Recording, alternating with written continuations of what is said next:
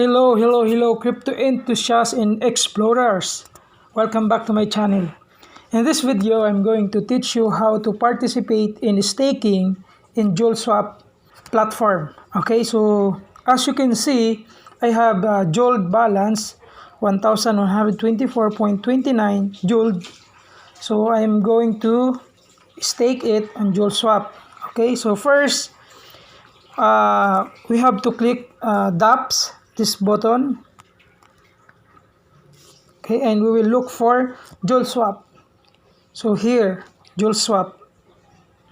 Okay, click this website or link. Make sure you have available balance of BNB Smart Chain so you can participate in staking. Okay, so I have 0.027361 BNB Smart Chain balance. Okay, now we are going to click staking, this button.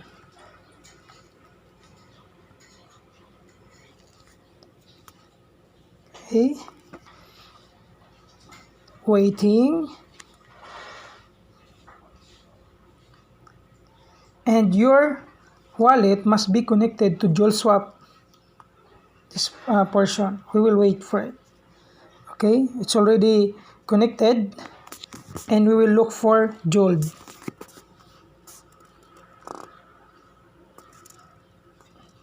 Okay, so this one.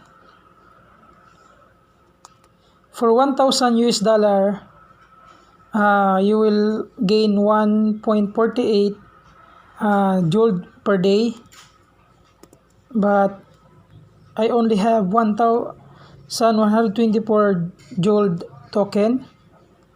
Okay, this one, and all we need to do is click stake, this one. And if you want to unstake it, just click this button. Okay, but we are going to stake it now. Click stake. So you will be asked how much do you want to stake.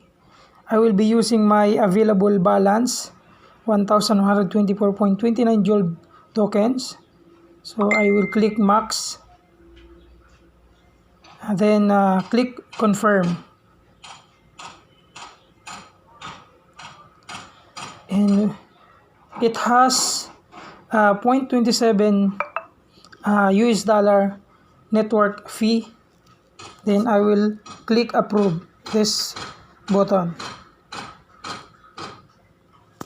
Then you will be asked your biometric code or passcode, and we will wait for the confirmation. Okay, transaction completed.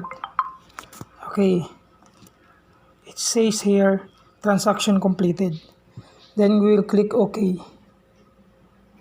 So we will see the balance here.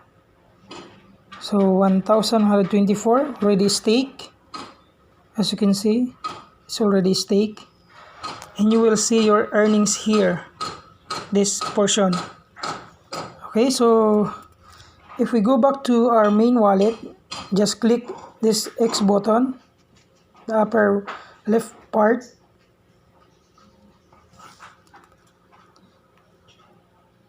And refresh. So it's already stake and zero balance JulD. Okay, that's it.